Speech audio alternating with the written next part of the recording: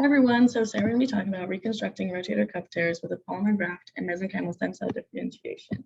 We're group 14 and I'm Zara and I'm here with Brooklyn, Sarah, and Jen. So these are just a table of contents. We're going to be talking about clinical significance, background, device design, engineering criteria, experimentation, and our conclusion. So the clinical significance. So tears in rotator cuff are a very common injury, occurring in 54% of those over 60 and 62% of those over 80 years old. They're the most common musculoskeletal injuries, with about 20% of the general population undergoing rotator cuff tears. They affect many people who use their shoulders excessively and constantly, like swimmers and baseball players. However, they also occur through a traumatic experience such as falling, shoulder dislocation, or lifting something too heavy. Rotator cuff surgery is important because the repeated use and motion of the rotator cuff after being torn leads to the expansion of the tear and weakening of the cuff, which then leads to the risk of losing arm mobility and function. The current options on the market include non-surgical and surgical options. The non-surgical option includes anti-inflammatory medicine and physical therapy for the client. There are more options for surgery, including open repair, mini open repair, arthroscopic repair, and repair with augmentation. However, re-tear is a very common incident that occurs, affecting 18 to 94% of those after rotator cuff surgeries due to the failure of healing and the potential for irreparability.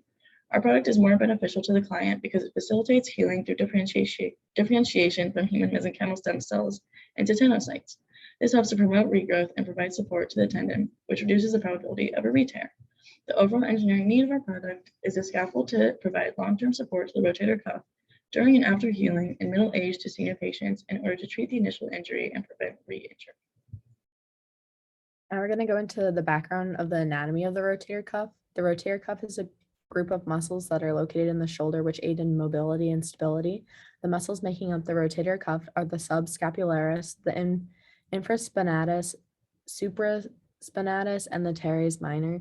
These muscles are connected to the humerus bone in a cuff formation, and they help stabilize the glenohumeral joint and rotate the humerus. The tendons which connect the muscles of bone are composed of tenocytes. The tenocytes are specialized fibroblasts arranged in the longitudinal direction of the tendon. The morphology of the tenocytes changes with the mechanical loading of the cells. Tenocytes are advantageous in the healing process due to their ability to assist with new ECM deposition and tendon repair. There are some limitations to the current devices that are available on the market. The Restore orthologic implant by Sinase was withdrawn from the market after studies reported a severe autoimmune response to the implant. Also, other studies demonstrated that there was little to no clinical functional improvement using the implant compared to traditional surgical options. Some limitations that have been shown from the Zimmer collagen repair graft include the graft prevents tissue ingrowth and allows stress shielding to occur. Another limitation is that studies have shown variability in the effectiveness of the graft, with some showing that the graft has no improvement compared to traditional options. The graft jacket regenerative tissue matrix has been found to have traces of DNA on the grafts, which could lead to inflammation and an increased risk for potential degradation. Also, studies have found the graft jacket to have lower shear values compared to the normal human rotator cuffs. A limitation for the Arthroflex dermal allograft is that the autograft can lead to donor site morbidity. There are some benefits to using grafts for rotator cuff repair with augmentation. The Zimmer collagen repair graft is a porcine dermis graft that is cross-linked with HDMI, and studies have shown that the graft promotes cell infiltration and rapid revascularization. The graft jacket is an acellular non-cross-linked dermal graft created with the epidermal and dermal layers of human skin, and studies have shown that the graft has been able to preserve the biochemical matrix. One study on graft jacket also found intact grafts in 85 to 93% of patients 14.5 to 36 months post-operation. Arthroflex is an acellular dermal extracellular matrix that utilizes donor DNA for the dermal matrix, which helps to ensure biocompatibility of the graft. So now we're going to talk about our device design. So to address our engineering need, we propose an electrospun scaffold for use in rotator cuff repair. This scaffold will be made of PLLA and collagen and cross-linked for stability. It will degrade after 6 to 9 months, which can be controlled by the cross-linking, and this will allow for tendon regrowth into the scaffold before it degrades completely. We chose collagen because the matrix of a tendon is made up mostly of collagen, and specifically collagen type 1. And we are using PLLA because it has the desirable mechanical properties that we're looking for, and these properties can also be easily modified. It's been shown to be useful in tendon healing by strengthening the healing site and improving collagen organization as well. We're going to seed human mesenchymal stem cells onto the scaffold, and those will differentiate into tenocytes using growth factors TGF-beta1, TGF-beta3, and FGF. There's evidence that MSCs can assist with repopulation of an injured tissue, which is why I'll be using them in our scaffold. And the combination of the cross-linked scaffold and the MSCs will provide support and regrowth to the ligament, which is also the novel aspect of our design. To our knowledge, this is the only rotator cuff scaffold that uses PLLA, collagen, and HMSCs in combination to repair the rotator cuff. Our scaffold will be anchored by polypropylene sutures and titanium bone anchors into the humerus and into the ligament or tendon. The polypropylene is chosen because it can maintain tensile strength with no degradation. It has a low tissue reactivity and there's lower chance of infection. And titanium was chosen because literature showed success when used in rotator cuff repairs. Quantitatively, our scaffold will be about 5 centimeters in length and 5 millimeters in thickness and provide up to 80% of the original strength of the ligament, which has been demonstrated in literature for PLLA and collagen repairs. We'll have to seed about 550,000 mesenchymal stem cells into each scaffold as well. The company who owns this technology would sell it to hospitals for use in rotator cuff reconstruction, and it would be easily reproducible as collagen and PLLA are commonly electroswell materials and MSCs can come from the patient. And it's profitable since about 20% of the population experiences rotator cuff tears. We're choosing electrospinning because electrospinning allows for a material that's similar to the native ECM, has a high surface area and porosity to facilitate integration. The structure of the cross-linked electrospun bundles is also similar to that of a tendon, and this can enhance proliferation and differentiation of cells. As far as the fabrication process goes, like I said, we'll be using PLLA and collagen, and this will be electrospun onto a high-speed rotating drum. The bundle of fibers will be wrapped around the drum and then can be rolled up to create a scaffold or a fiber that is multiple centimeters in length. And this can also help with alignment. In terms of the MSC harvesting, this can be done during the scaffold implant procedure where the MSCs are concentrated and then replanted onto the scaffold. This is also advantageous because it doesn't require FDA approval since this would be an intraoperative procedure using an autologous tissue. And there you can see an image of one of the titanium bone anchors that we would be using for our scaffold. Now for the benefits and limitations of our device. The benefits of our device is that we're going for a long-lasting repair, and so that the patient doesn't have to have a future surgery to repair another re-tear, which is quite common in current rotator cuff repairs. This will also make it more affordable by preventing like future hospital costs of having the same surgery again. Our device will facilitate a faster healing process as well due to the seeding of human mesenchymal stem cells that will be taken during the surgery, like Brooklyn just said.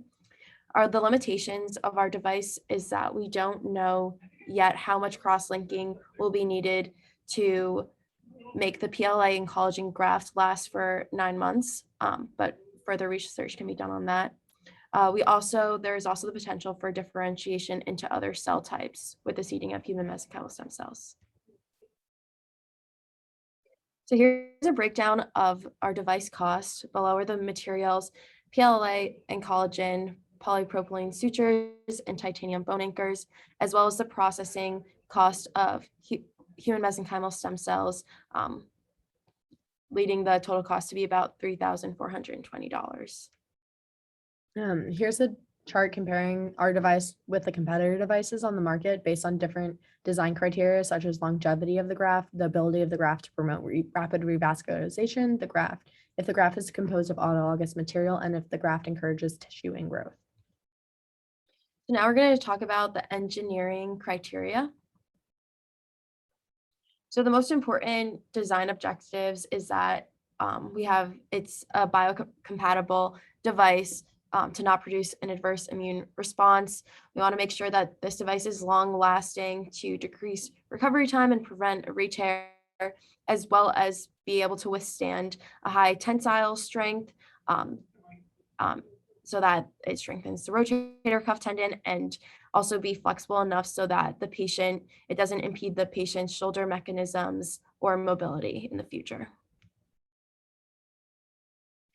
So these design specifications were taken from previous studies and testing done on collagen-based rotator patches and human rotator cuff pieces. These design specifications will be used when comparing our own device versus current competitors' devices on the market, and include tensile strength, stress at failure, tensile Young's modulus, ultimate load, the degradation time of the polypropylene sutures, and PLA and collagen.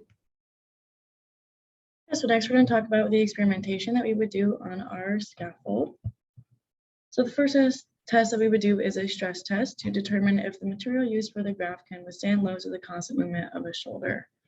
This is a destructive and quantitative test process that provides information about the tensile strength, the yield stress, and the Young's modulus. 3 tests of the material will occur with the ultimate tensile strength being greater than 68.85 MPa, and the maximum failure stress should be 11.5 MPa, as stated in the last slide.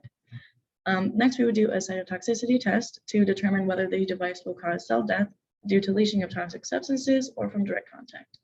The changes in general morphology, vascularization, detachment, cell lysis, and membrane integrity are assessed. The grading of cytotoxicity of extracts is quantified by numbers from 0 to 4, with 0 being no cell lysis and no reduction of cell growth, and 4 being nearly complete or complete destruction of the cell layers. A grade greater than 2 is considered a cytotoxic effect. For the limitations, the stress test does not exactly mimic the environment in the body. The temperature in the body and the movements of the shoulder are very different from what's being tested on a machine. And then for a limitation of the cytotoxicity test is the liquid sterilization can cause false positives. So another test that we would do is the HMSC differentiation into tenocytes. To induce differentiation of HMSCs into tenocytes, mechanical uniaxial cyclic stretching can be used. This cell should undergo cycling elongation at 15% at a frequency of 1 Hz for 24 hours. This can assess the messenger RNA expression, see in markers of tenocyte differentiation. Before this test occurs, though, the HMSCs must be cultured and differentiated into tenocytes, which can take anywhere between 7 and 10 days. Next, we would do an implantation test. Portions of the PLA/collagen material will be implanted into the test animals and will last for a duration of about a month. After the in-life test phase, the target tissue will be collected for histopathological interpretation. This will assess the cell type and the tissue response of the animal. The animals that we will test on are rats and dogs. Rats share almost 90% of their genome with humans, and almost all disease-linked human genes are equivalent with the rat genes. Studies have also shown that a collagen implant behaves well in rat bodies and encourages muscle growth. Dogs will also be used to test the strength and sturdiness of the bone when the anchors are implanted into the humerus. There is most similarity in bone composition between the dog and human, so they make for the most sense for testing the anchor of our product. The limitations of HMSC differentiation takes a lot of time, and that not many tests can be conducted. And a limitation for the implantation test is that the material is in the animal for a shorter period of time than it would be in the human, and the different immune system makeups of the animal is very different than the human. There's also a lot of ethical problems when testing on dogs and rats, but especially dogs. So in conclusion, our product is an electrospun PLLA and collagen graft with seeded human mesenchymal stem cells. And its benefits are the longevity of it, meaning that it doesn't fail, so you wouldn't need to undergo a second rotator cuff procedure, and that the HMSCs facilitate healing by differentiating into tenocytes, which are included in native tendons, so those assist with healing. And our scaffold is affordable, as you can see our cost breakdown. And it's also affordable in the sense that you wouldn't have to undergo a second repair procedure, so that's saving a cost as well. Thank you for listening. We will now take any questions.